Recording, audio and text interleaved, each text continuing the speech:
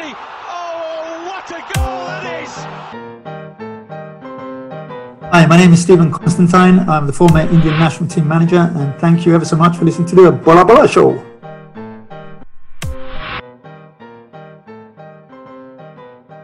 Welcome to the Bola Bola Show. How's everyone doing currently? My name is Bala. I'm hosting for today's show together with my two best buddies, Elvin and Steven John. Elvin, how's it going on with you today? Hey, Bala, great, fantastic, feeling good here, and looking forward to another great episode. Yeah. Yep.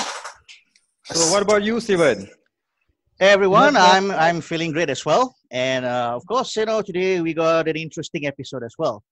Before that, let's bring in our guest. So, in case you guys don't know, or you guys are about to find out, our guest is all the way from Cyprus. He's none other than Mr. Stephen Constantine. Welcome, Stephen, to the Bola Bola Show podcast. Thanks very much for having me, guys, and good to see that everyone is safe and sound. This unbelievable situation that the whole world finds itself in. So, lucky to be around and looking forward to the show. Okay. Now, for those of you, for just to share with everyone, Stephen was, of course, the former Indian national team manager, and of course, he also has his own book out there, which is called "From the Den to the Delhi," an autobiography of his journey as a globetrotting coach. Yep. So, and I believe anyone who reads that book would probably be fascinated by all the stories that you shared with us, Stephen. But for the benefit of our listeners, perhaps you may want to share about your background and what exactly are you involved currently at the moment? Okay, well, first let me just make a slight correction. It's from Delhi to the Den. Okay, all right, the other way around. Sorry. Okay. Maybe the book was upside down when you read it. all right. Okay.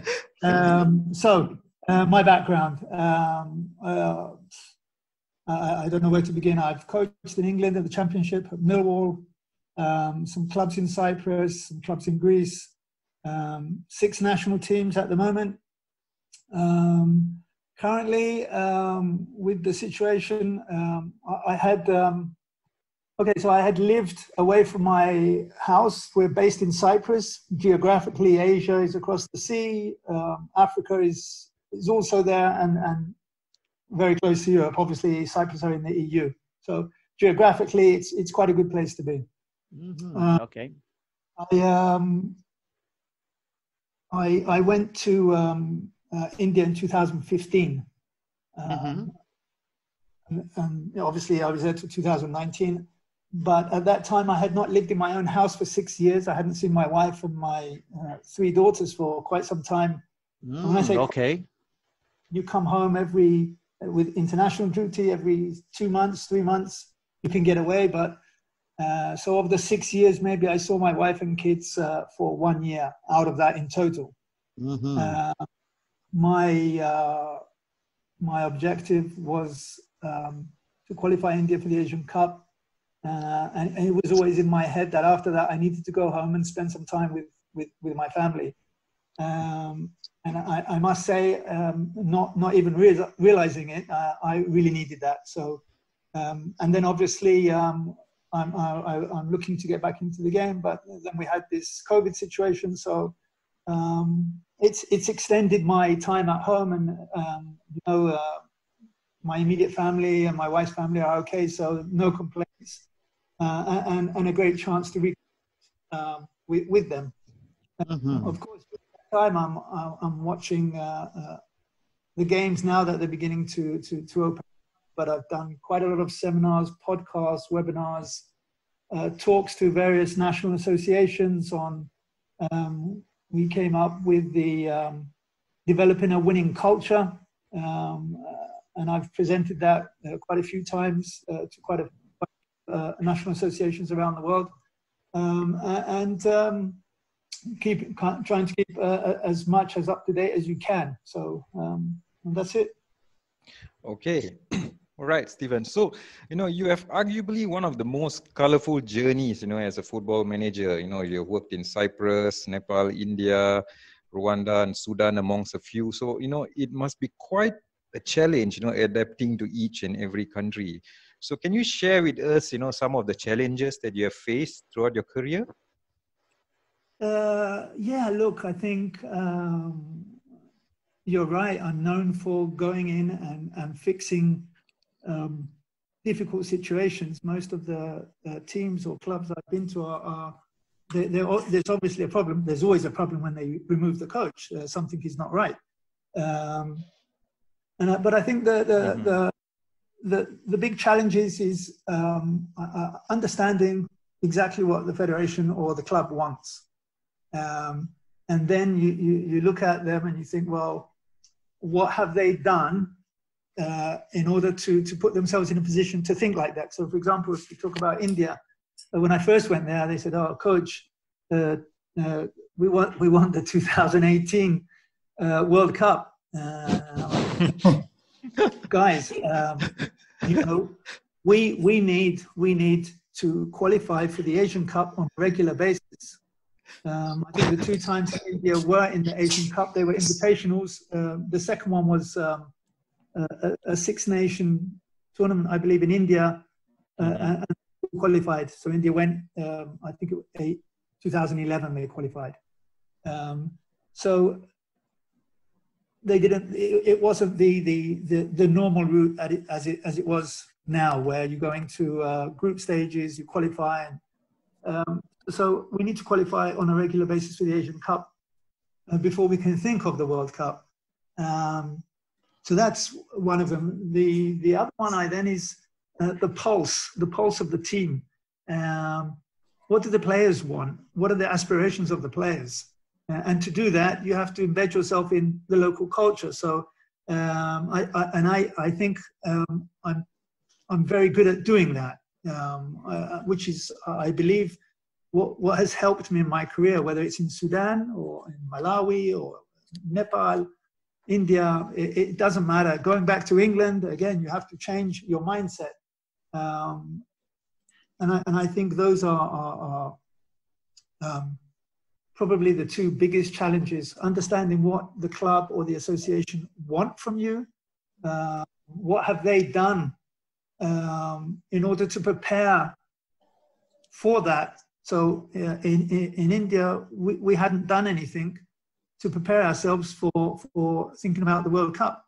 In fact, we hadn't done anything to prepare for thinking that we could qualify for the Asian Cup. I don't think anybody in Asia thought that we were going to qualify for the Asian Cup, by the way.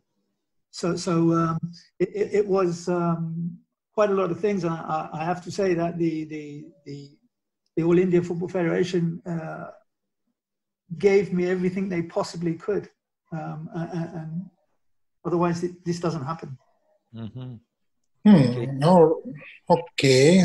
Looking at your interesting career, what are the 3 most important criteria that you look into before accepting a job? And looking at the country you manage as of now, I don't think you're a kind of guy who go for cash or salary or kind of bonus reward. I think there's more into it. Maybe you can share what's the important criteria you feel as a football manager you look into? Okay, firstly, I have a huge love of the game. I love what I do. I love coaching. I love developing players. And you're absolutely right. If it was money was the first thing that I think about, I wouldn't have gone to some of the places that I've been. I like a project. I like to make a difference. So I believe I can make a difference to a winning team or to a bad team or to a very bad team. But that's, for me, there needs to be a project. What is on the horizon? I have this habit of when I go to a club or a national team, I have the feeling, and you'll probably laugh at this, but I have the feeling that I'm going to be there for the rest of my life. Okay. All right. Yeah.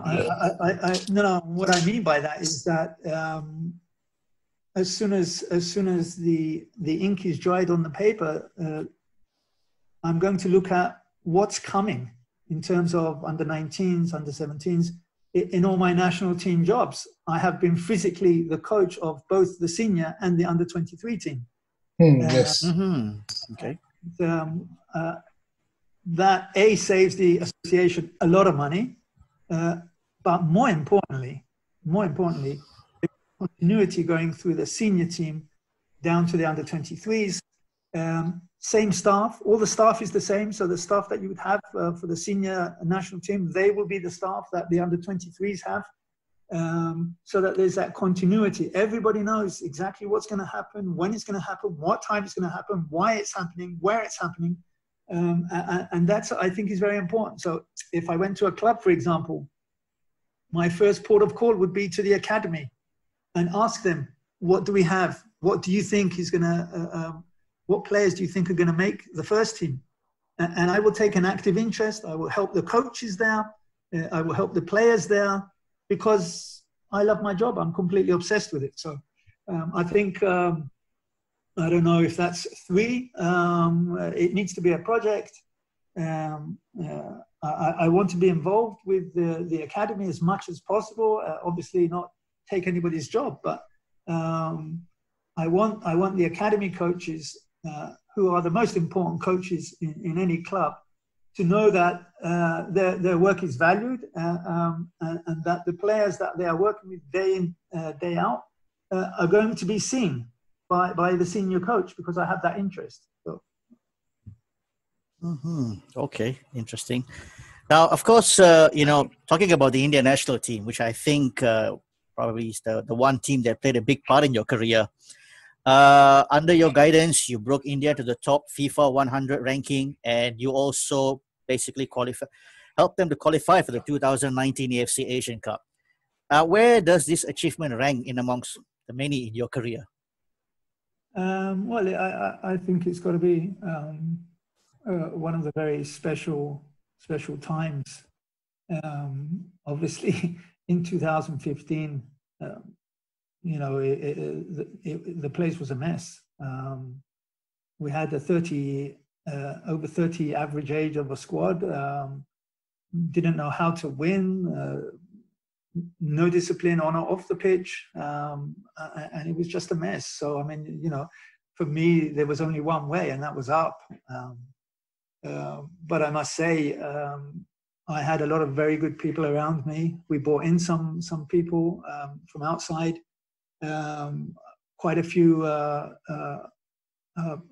Indian staff who were, fantastic for me and for the team. And we changed the mindset. We changed the culture of the player. The first time we won for 64 years in Myanmar. It was the first time they won in Myanmar in 64 years. Okay. The India, when they play outside of India, they don't play like they feel they can win. This was the case. So we had a lot of work to do, and of course it was not easy. We lost the first 5 games, and obviously people are what's happening. Hang on, we are building a new team.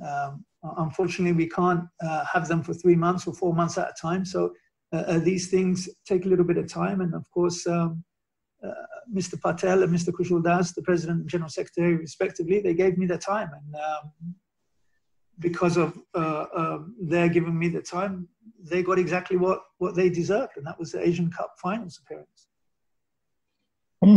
Okay. I think to achieve that, I think most importantly, the players must be fit. So I think during your second stint as India manager, there seems to be a very remarkable improvement in the players' fitness as they began to cover the field by at least by 5 to 10% more. And this, I read this in an article whereby this is what they said. When the GPS was first introduced before the World Cup qualifier in 2015, example, like an Indian wingback could be able to cover about 9.5 kilometer. But after you came in, within 4 months, the wingbacks can able to cover at least 10.4 kilometer.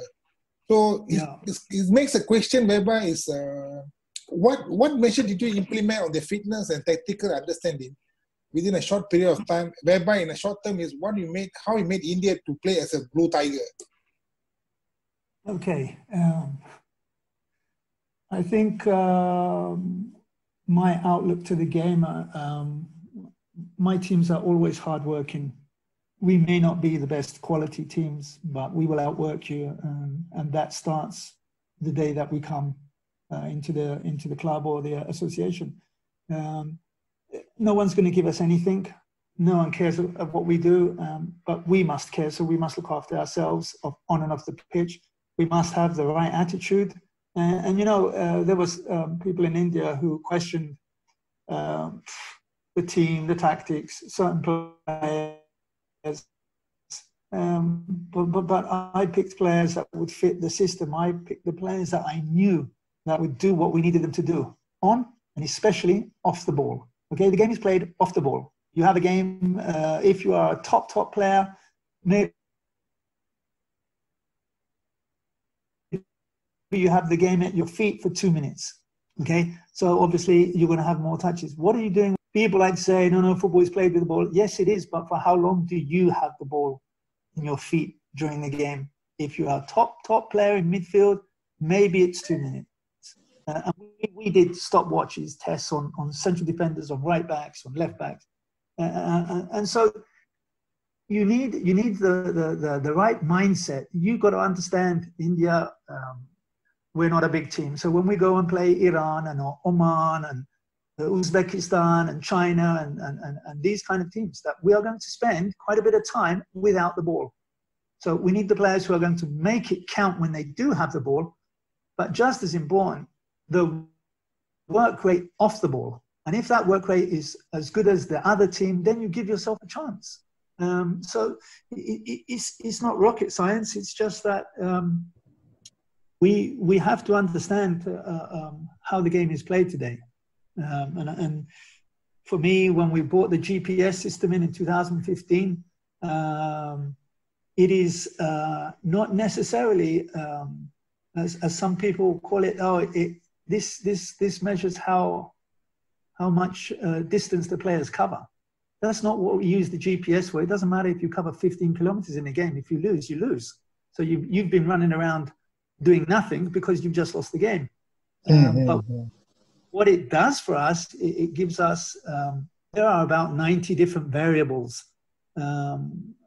We use maybe 5 or 6 of them. So it's important to know what you're looking for. So accelerations and deaccelerations, for example, how quickly you speed up and then how quickly you slow down.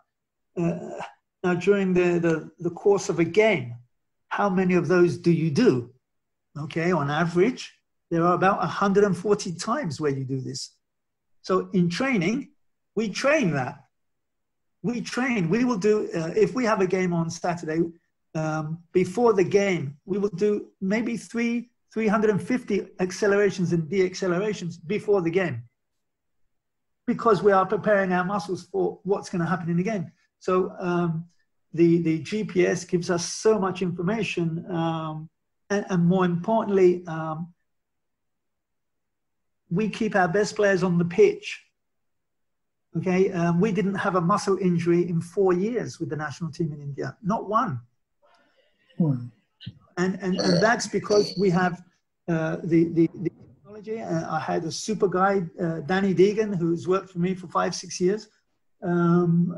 And we test the players every day, and it's a whole process. It's information that everybody has access to. So it's just whether you apply it or not, and we do. Okay, talking about the GPS, is it the GPS or the new technology was implemented throughout the entire squad in 2015 as worldwide, or was only introduced in India in 2015? It was introduced in India 2015. I think we were the first ones there to take it there to the national team. Okay. Oh, wow. Okay. So indeed, some very interesting insights on utilizing the GPS system. Especially I think you brought out a great point about acceleration and deceleration, the number of times that it happens in a game. So there's some fantastic facts there, Stephen. Okay. So, let's get back into the Asian Cup in 2019. So, India started off high flying, with a 4-1 win over Thailand. And then in the final group game against Bahrain, they were a minute away from progressing to the next round and then conceded a penalty, deep into injury time, to which Bahrain scored, leapfrogged India into third place. So, I mean, even just to mention this and just to hear about it, it's really devastating. So would you take us through that moment, that particular moment in time? Yeah. like drag that up again. I wake up in a cold sweat sometimes. yeah. Maybe you wanna let us know, like, probably that moment, and also overall in the tournament, like, how, like for example, India did very well in the first game, right? And then what happened the next two games, or where things could have been a bit different? Well, okay. So I think we had a couple of decent games in the build-up. We played China in China and drew 0-0. We lost 2-1 to Jordan in Jordan with half a team because the other half of the team were stranded in Kuwait. And then we had a 0-0 draw with Oman in the UAE before the game. So going into Thailand, for us, was a must-win game. We felt that we could beat them. They're a strong side. They're considered to be one of the outsiders, if you like, for the Asian Cup by some. But I felt that we would outrun them, we would outfight them, and we would outwork them. Now, the only question was, were they going to be able to match us? And they weren't. And we absolutely destroyed them. It should have been 6 or 7. But okay, 4-1 was a convincing win, and India's first win in the Asian Cup, by the way, in 55 years. Yeah. So that was great. Now we go into the second game, and we're playing the hosts. I don't know if you saw that game, but we hit the crossbar twice. They made 2 world-class saves, and we missed 3 or 4 opportunities. 8 times out of 10 we score those chances, and we made 2 silly mistakes, and we paid. And that's what happens when you play a team like that, especially the quality that the UAE have. But when Alberto Zahironi comes up to me and says, "I'm sorry, we didn't deserve to win that game," that says everything. I think extremely unlucky not to have taken at least a point from that game. It's football, we gave everything we had, as we did in every game. And then we go to the last game, and obviously we needed a point, and we need the UAE, the host, to beat Thailand, who are on their knees. And obviously Thailand gets a draw, and we lose to a 93rd minute penalty. I don't know if too much went wrong. The boys again gave everything, and they did every time they played for me, to be honest. But I think as it got to the 70th, 75th minute, we started to defend a little deeper, which obviously was not the plan. We started giving them a little bit more space, and we didn't play the way we should have played, especially in the second half. It could have been nerves, it could have been a lot of things. But I think if you see the build up to the penalty, the ball's come across, it's gone underneath the goalkeeper, across the goal. The ball's come back in. It's not been cleared properly. On any given day, that ball is hitting the halfway line, and the ball doesn't come back at us. He went over after Pranay put his leg out, and that was it. 93rd minute penalty. I mean, I don't know what we could have done different had the penalty not gone in. They didn't look like they were going to score. But again, this is the cruelness of football at times.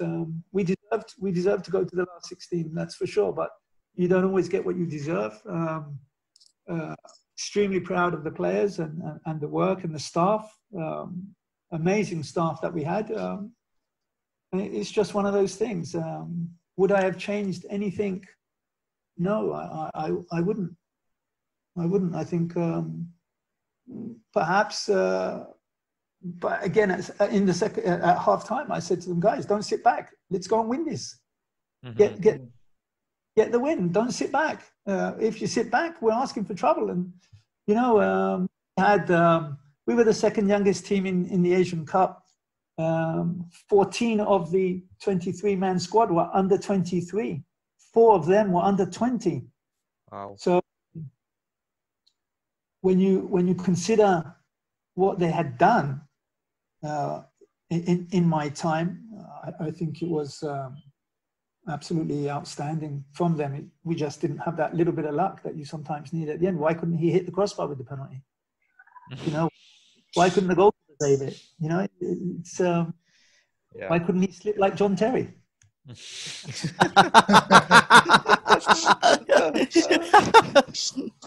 know, it's the boy scored, but again, after the game, the coach and the entire staff, including the players, came over to me and said, you know, we have never seen an Indian team play this way with this much passion.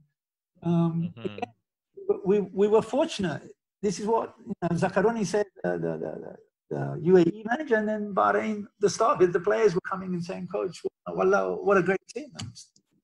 Okay, still disappointing, but there you go. Okay. I think indeed football is an interesting game. But Stephen, I think with so much of achievement you have done with the Indian national team, we just couldn't help asking this question because you brought India to FIFA top 100 ranking. And you were just a minute, 97, yes. And you were just a minutes away from a historic round of 16 for the Asian Cup. But just once again, what if, have you stayed in the job much longer? What could you have done more to develop the Indian football overall? Because to match Bahrain is not easy, actually, to be frank. No, you know, I had decided a few months before that I needed to go home and spend time with my girls. I have 3 daughters. The youngest one is 15 next month. And, you know, previously to the 4 years in India, I spent a year in Rwanda with the national team and a year in Greece with a Super League team. 6 years I didn't live in my own house, and I'm thinking, okay, I didn't say this outside, but I'm thinking I need to go home and spend some time. I have a 15-year-old daughter that I hardly know. And this was the big thing for me. I think I left India in the best possible position. They have I left them with a winning squad, a winning group of players, a young, it's the youngest team in the history of Indian football. And they have everything in front of them, you know, so I'm thinking, okay, what better way to step aside, go and spend time a year or so with my family, and I've left India in a great position. And what could I have achieved if I'd have stayed on? You know, I think that's I don't know how to answer that. I can't see into the future. I wish I could, because then I would find out my next job. Okay. I mean, it's kind of strange, you know. I mean, India, I mean, the diaspora of the Indian population in throughout the world. I mean, the last time I checked, you know, in terms of the number of non-resident Indians out there, close to almost 17 million people living throughout the world. I mean, didn't you or the All Indian Football Federation thought of exploring in this area to find, you know, players of Indian background who could have played for the Indian national team?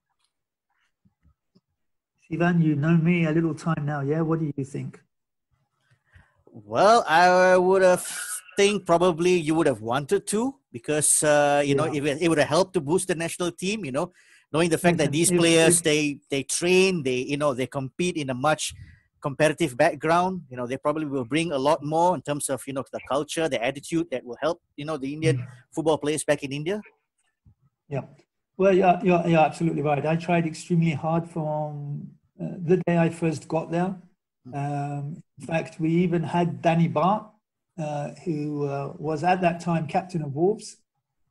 He came to Mumbai, and we spent a few days. He came and watched training with us, and he was one of quite a few Indian players that expressed an interest to play for India. The problem is that the government does not allow dual nationality. The Indian government does not allow this.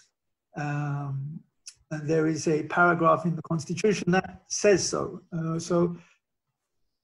I did try. In fact, there was Mr. Modi had gone to Wembley to address the Indian population in England, and I was scheduled through the British Embassy to meet Mr. Modi and discuss this, but obviously this is with the knowledge of my bosses, and I got the message, Stephen, this is not going to happen. So until the constitution changed, we are not allowed to do this. So we weren't allowed to do this, and that was it. So. Okay. I think it would definitely help the Indian team. Obviously, you've got players playing in different European leagues and also a couple in the States and others in Asia. But if the government doesn't allow this, then the government doesn't allow it, and that's way above my pay scale. So. Okay. All right. I mean, I think it's a constant problem. I think it's a constant challenge. I wouldn't say problem, challenge, almost even in most part of Asia, I mean in Malaysia for that matter. But the thing is, because the players who come here, they realize that the potential, the opportunity is there. They are willing to forego their citizens from their country of birth in order to play for the country they are going to be adopted for. So I'm just kind of wondering whether did any of these, Indian background players ever consider or willing to take that option? Well, look, firstly, let's say you want to play for the Indian national team, but you currently hold a British passport. So you need to move lock, stock and barrel to India. You need to give a passport. Okay, so that means you're not entitled to anything that you are entitled to before that as a British citizen, because you're giving your passport up and you're taking an Indian citizenship. Then you need to be playing in India. You're not allowed to leave for that year. Okay. During that year, there will be some sort of process whereby you apply to get your Indian citizenship. That may take a year, may take a little bit longer. So you're looking from extremely optimistically of getting your passport within a year to 2 years. Meanwhile, you have to stay in that country at least for 1 year before you can go back to your previous country, as it were. So it's quite strict. So I don't know too many people who would obviously give up the passport in the country that they are living in order to play for the national team of a country that they haven't spent a great deal of time in, or in fact are not living there. So it's a little complicated, but okay. Yeah. All right. So Stephen, okay, let's look at some tricky player situations here. Okay, so let's look at a current player who has huge talent but has troubled reputation off the pitch. For example, let's say Moro Icardi. Okay, how would you, in your capacity, as a coach, bring out the best out of a player of this quality, at the same time, keep the morale high in the dressing room, amongst all these other players as well? And what piece of advice would you give him as a player or a coach that is facing a similar situation like this? I think that's a really, really good question, by the way. And I think it's a problem, an issue that I would say most coaches face at some point in their career.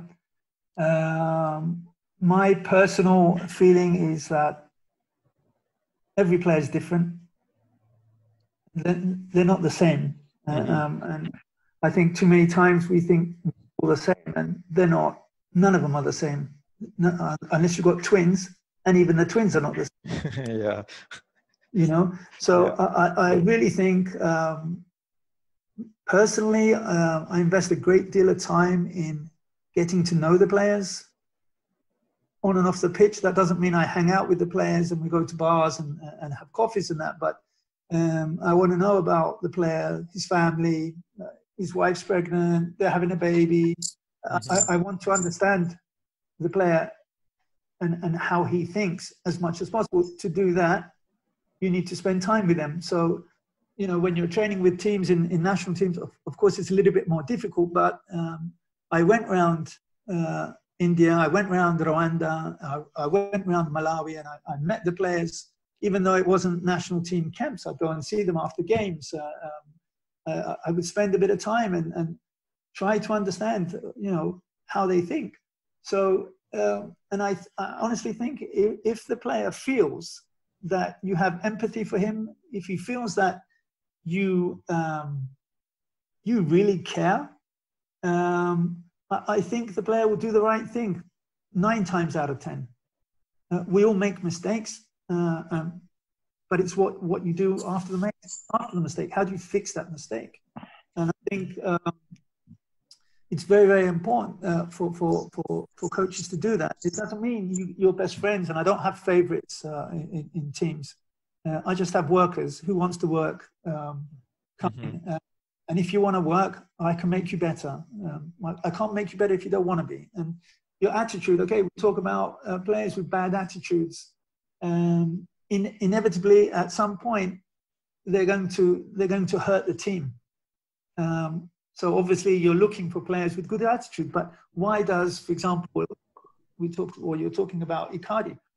Yeah. What do you know? Do you know, has he broken up with his girlfriend? Is he doing stuff that he's not supposed to? And if you establish a relationship, you find out about the player, and you can cut these things off before they happen. That's provided that you, as the coach, spend time. It could be on the phone, it could be a text, it could be all the different variables that we have now to communicate. There's no excuse for not communicating. And of course, as I said before, you've got to care about the player, and you can't fake that. You really can't. Players know if the coach... Yeah, players will know, yeah. Yeah, they're clever boys. And so you can't fake that. And unfortunately, I'm not very good at faking stuff anyway. So what you see is what you get. And so much more with me. So I remember in Cyprus, we had spent over 200 euros on buying baby clothes for, we had the 3 players who in the season we were here, their wives were pregnant. So my wife bought them a baby grow, and is it a girl, is it a boy? And we made a frame for another guy. You know, it's just a small expression of I know what you're going through. It's not easy when the baby's waking up screaming, and you got to come to training the next day and have me in your face. I understand that, but I will help you. And then what happens when you go to play a game against Thailand? They give you a bit more than they had. Yeah. So it's really the empathy portion there, right? Which I think there are lots of coaches out there that lack this. Yeah, and the trouble is you can't fake it either. Yep. Is it mainly because of, is it result driven that coaches have no time for this kind of like, what do you call that, empathy, or is it because it's just purely business? Look, this business is results driven. You don't get hired by a club president or a national association. They're not hiring you to lose. Your job is, we are judged on winning. Yep. I had this conversation a couple of weeks ago. How come Sean Dyche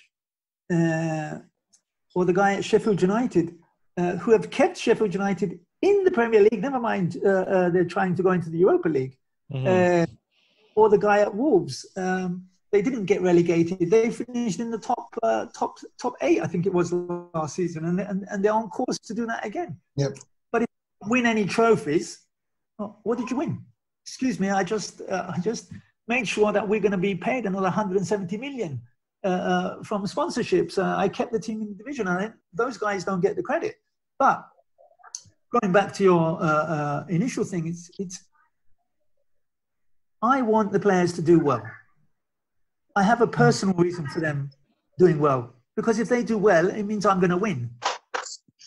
So I invest my time, my energy into helping them be the best that they can be, because ultimately it's going to help me. So it's kind of like help me to help you. Help me. Yeah. Yeah. All right. Okay. But with so much experience and know-how from training, tactical, player management, surprisingly, you have not been involved managing a team since leaving India. Any chance that we might see you back again in the dugout? And if you could pick any, what would be your dream job? And I think we roughly can predict the answer, but perhaps it's not for your own mouth. No. My dream job is the next job. You know, it's we are why I haven't been. I told you after India, I needed to come home and spend some time with the family. Okay, and I turned down a few offers.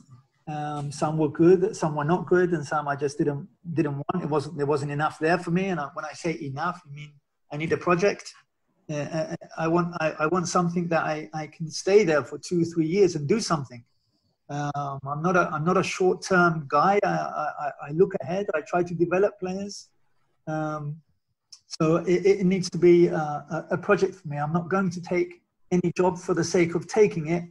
I don't want to do that anymore. I used to have to do that. I don't need to do that anymore. So it needs to be a good job. And am I going to be in a dugout? Absolutely, at some point. Where? At the moment, not sure. There's a couple of things, but nothing definite. Obviously, with this COVID situation, things are a little strange. But I really am looking forward to my next team and my next project. Maybe it's Malaysia. Who knows?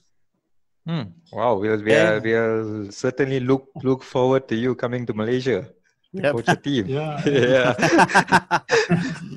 Yeah. I'll get to be on your show a little bit more then. Well, okay. You heard it. You heard it first. Bola audience, you heard it first here, right? Yeah. So Stefan, you know, let's talk about some happy moments and all that. So, you know, you have been quoted, you know, the saying, being a part of something that gives people that pleasure is priceless. So, you know, what are some of the most memorable moments that will always put a smile on your face, you know, looking back at your coaching career so far? Okay, I don't honestly want to sound corny or cliche, but I think one of the best moments I have in football, and it's happened a lot, is when I've given a player his first team debut, be it club or international. It's unbelievable. To give a player the opportunity to begin his career, be it club or country, because he may forget his first girlfriend, but he's never going to forget the guy who gave him his first senior debut at club. That moment, yeah. That I can tell you. And of course, like I said, it's priceless. You can't put a price on that. In India, I gave 49 international debuts in the 4 years. Now, okay, some of them will go on and do great things. Some of them might not, but they all had the opportunity to do so. And me and along with the staff, we gave them that opportunity. So that's one thing. And I guess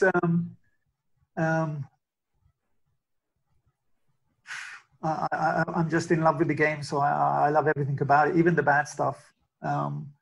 It's memorable moments when the king knighted me in Nepal. I mean, how do you forget that? Yep. I remember when the crown prince came into the pitch in Nepal, and everybody were on the floor. Obviously, you're not allowed to touch the monarch. And he hugs me, and I didn't know whether I was going to die or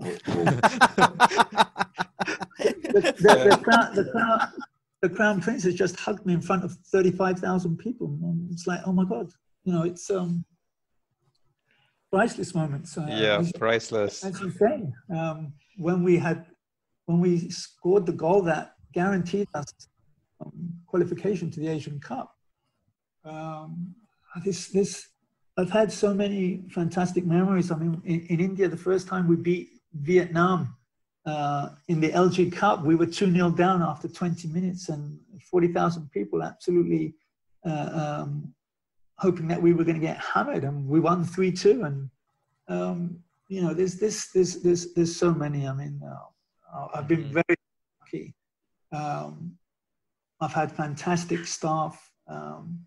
In most places, not all places, but most places, people who want their country or their club to do well. My secretary in India, Shanta Gopinath, was outstanding. I mean, she was always there. It didn't matter what time you called her with a problem, or you're in a different country on a different time zone. The woman always answered the phone and tried to help. I mean, we had Gigi, the physio. That guy is, I don't know, he puts his hand on you and you are healed. I mean,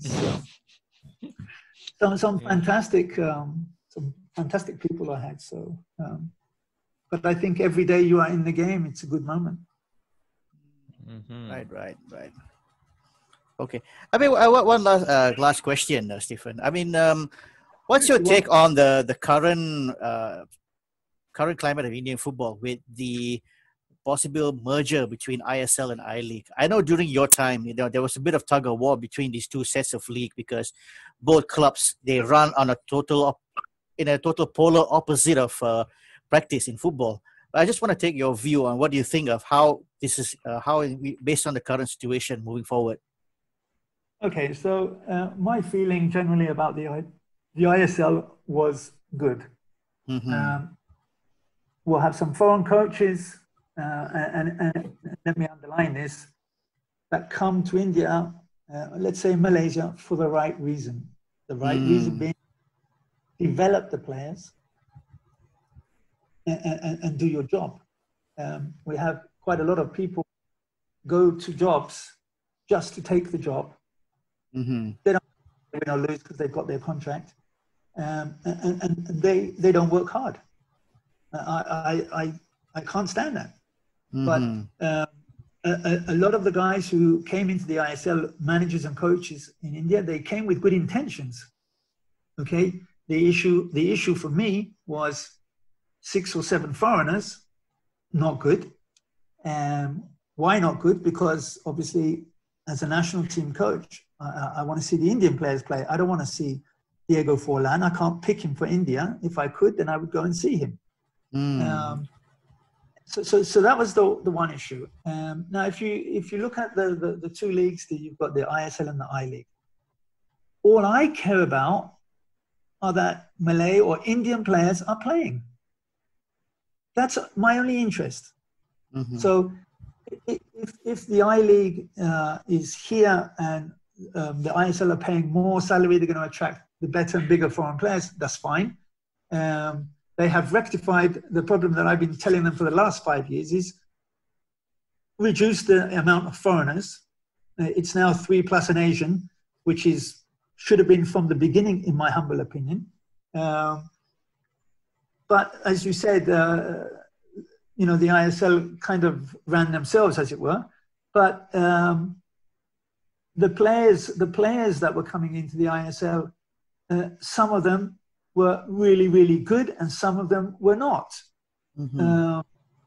Really good. Diego Forlan, super. Mikel Silvestre, excellent. Maluda, brilliant. Their attitude to the game, you know, obviously they are not going to be playing in top European leagues. It's their last, possibly their last opportunities to play, and they went out in the right way. They gave everything they could. I mean, can you imagine Indian players training with Florent Maluda or Anelka or Forlan and stuff? Oh my God, you know, and see his work ethic and the good habits. You know, that was the important thing for me, that these guys are going to show our players the good side of the game, how to work, how to train. Look at Diego Forlan. He doesn't leave straight after training. He stays for another half an hour to improve his passing or his shooting or his heading. They'll stay and do extra work because it's their profession, it's their livelihood. And this is what we have to get into the mentality of some Asian players. You can make a lot of money playing football, but you've got to put the work in. And if you don't put the work in, you're going to be found out sooner or later. And then you have nobody but yourself to blame. So my big thing was that we have more Indian players playing. The way that I understand is now by 2023, the leagues will be, I don't know if they name it ISL 1 or ISL 2, I don't know, but the I-League will then serve as the second division for the ISL, or the other way around. I'm not sure how they're going to do it, but I know that they are merging. I think definitely is a good thing, and it's obviously definitely a good thing that the amount of foreign players are reduced. Okay, right. Good, very good point there. I mean, it's not worth to talk about building a top-class league, but not giving the avenue for local players to play rather than signing expensive foreign players. Nothing wrong with that, but I think the important thing is to look after your own player first. Well, Stephen, there is everything wrong with signing 8 or 9, 10 foreign players, and in your Indian centre forward at left back, or your left midfield player going to play right back because the foreign player needs to play in that position. And that was my problem. I had some players, Indian national team players, who were playing out of position to accommodate the foreign player. And that's when you think, well, hang on a minute. Do you want us to do well in the national team or not? You know, there is a fine line, and I think that wasn't handled properly. Obviously, I'm biased because I'm the national coach, or I was the national coach.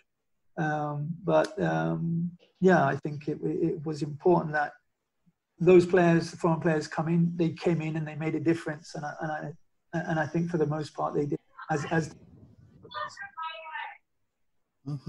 Okay. All right, guys. Any last questions? Well, for me, Stephen, Mr. Stephen, I have one question. Looking at your chat with you, right, we can see that you're full of passion for the game. You have a lot of vision for the players and a lot of man management. So I think a lot of us outside there also having a similar kind of love towards the game, and could be like Stephen, like what he said, maybe be a you, but due to circumstances we are not there. So any advice for the kind of person?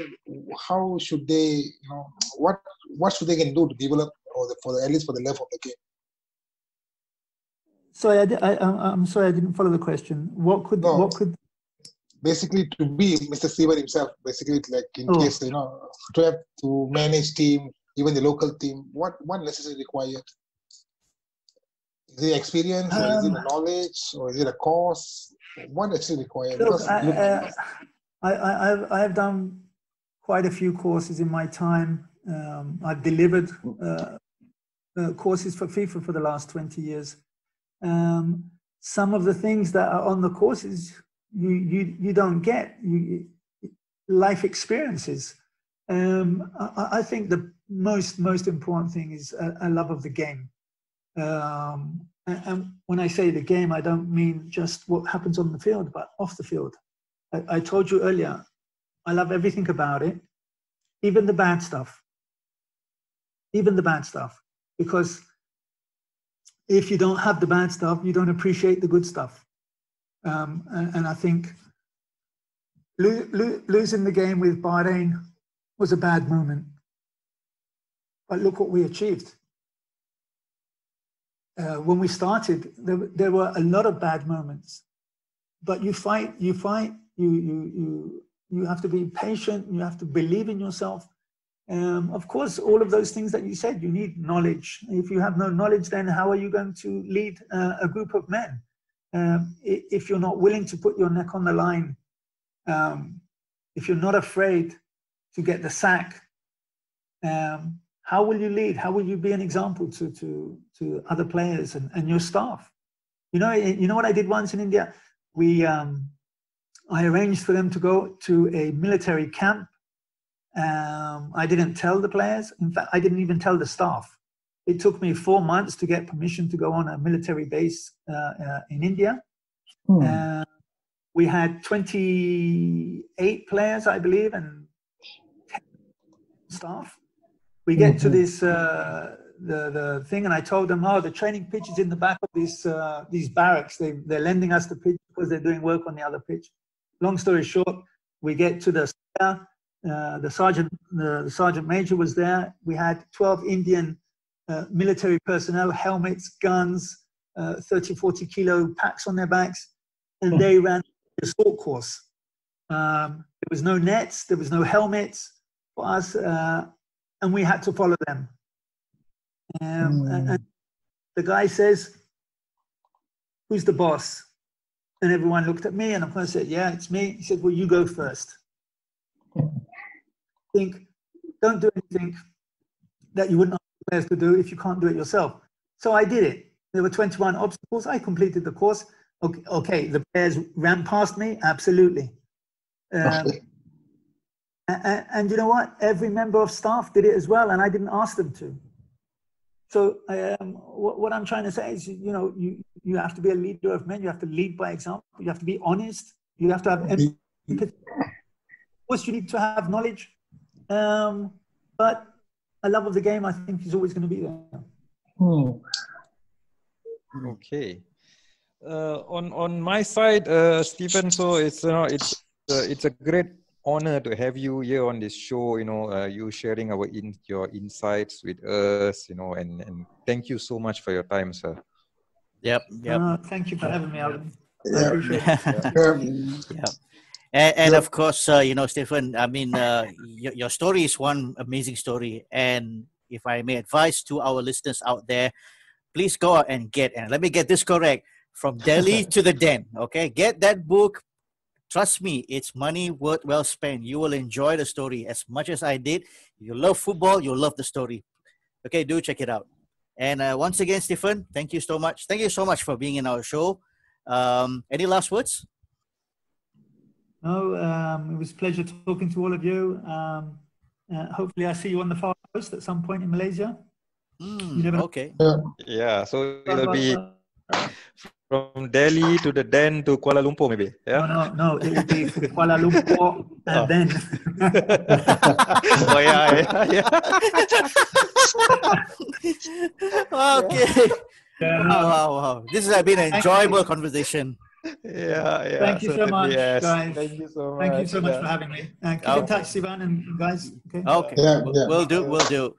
So, with that said, everyone, we will end this episode of the Bola Bola Show podcast. Potentially is a break through the middle made. It is a chance to go 3-1 up. Can he take that chance? Oh, he's reversed it. It is 3-1 India. India lead. Who dancer on the end of things. And what a day this is in the history of Indian football. Hey guys. We would also like to thank our friend Victor for the awesome intro that he worked out for us. And please do check out his work by looking up for Victor Snipes, Viktor Snipes, Snipes on YouTube, and enjoy his latest release. And the latest release is called Kinsey. So have a listen there.